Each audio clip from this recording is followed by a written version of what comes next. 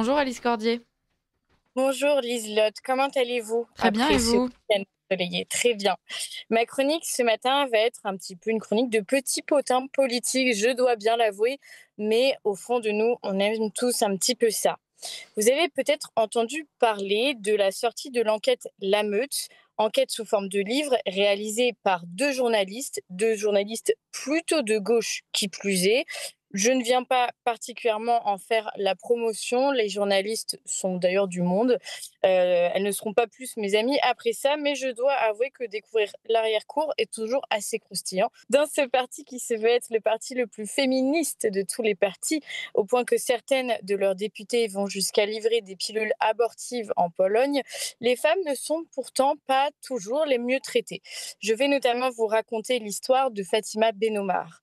Elle a plus d'une vingtaine d'années quand elle s'engage au parti de gauche en 2010, il y a maintenant 15 ans. Petite précision de culture générale, le parti de gauche est le parti créé par Jean-Luc Mélenchon et d'autres dissidents du Parti socialiste en 2009, là où la France insoumise est le mouvement lancé en 2016 autour de la candidature de Jean-Luc Mélenchon à la présidentielle. L'un est un parti, l'autre est un mouvement euh, où il y a, on va dire, peu de règles électorales, puisque Jean-Luc Mélenchon décide à peu près de tout. Fatima est une immigrée marocaine, en position parfois très vulnérable, car cette jeune femme a été notamment sous le coup d'une OQTF. Elle vit à gauche à droite, parfois dans des squats notamment, et elle s'engage au parti de la gauche et se fait remarquer rapidement par son mentor Jean-Luc Mélenchon, par son engagement, mais aussi parce qu'elle monte une association féministe qui organise des happenings et des actions coup de poing régulièrement. Alors non, ce n'est pas le collectif Némésis dont il s'agit, vous vous en doutez, mais peu importe, son association, elle tape dans l'œil de Jean-Luc Mélenchon, qu'on sait friand d'exotisme et pas seulement dans son électorat. Il lui envoie des messages sur Facebook et n'hésite pas à lui donner des responsabilités. Fatima est en effet extrêmement dévouée à son leader qu'elle aide sur toutes les questions féministes, jusqu'à répondre à plusieurs interviews écrites pour lui sur ces thèmes. Une connexion forte donc se noue entre eux, mais visiblement ça ne plaît pas à tout le monde. Au sein du parti, elle est d'ailleurs surnommée la future beurette de Jean-Luc. Bonne ambiance, n'est-ce pas? Mmh. Mais surtout, Jean-Luc est lui en couple avec Sofia Chikirou, dont on entendra parler certainement dans les années à venir, algérienne extrêmement raciste des Marocaines et qui voit d'un très mauvais œil l'arrivée de cette rivale dans le cercle proche de Jean-Luc Mélenchon.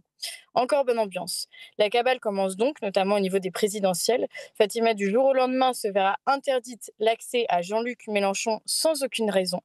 Elle apprendra par la suite que Chikirou lui aura fait une réputation de harceleuse.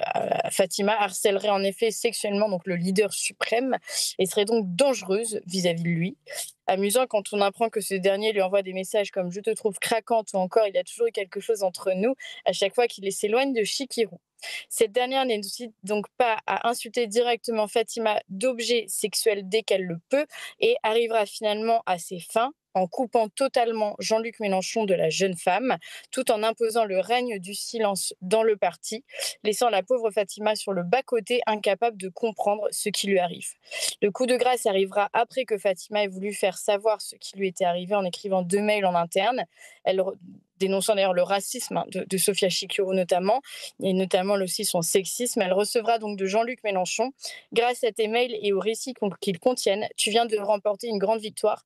Mon couple est détruit, que ma douleur retombe sur ta tête. Alors qu'on parle quand même d'une jeune femme qui est victime de manipulation. Si là, on ne voit pas ce qu'on pourrait appeler un pervers manipulateur, je ne sais pas ce que c'est. Je ne Mmh. pensais pas que les immigrés étaient traités ainsi au sein de la France insoumise, ce parti féministe et au service des plus démunis. À côté de cela, on a un Adrien Quatennens qui a été protégé bec et ongle par Mélenchon et Chikiro, au point que certaines militantes ayant signé une tribune pour son expulsion ont, elles, été expulsées du parti. On a appris encore récemment d'ailleurs que Delogu utilisait un langage fleuri pour parler des femmes, n'hésitant pas à les traiter de putes, pardon le terme, et qu'on a surpris plusieurs fois à expliquer à des militants que les violences et agressions sexuelles qui sont arrivées au sein du parti sont, je cite, des choses qui arrivent. Voilà un beau parti entre une chiquiroumante religieuse et une nouvelle génération d'élus qui tantôt menacent des femmes d'une balle dans la tête, tantôt ont déjà frappé des femmes, comme c'est le cas de Quatennens ou de Logu.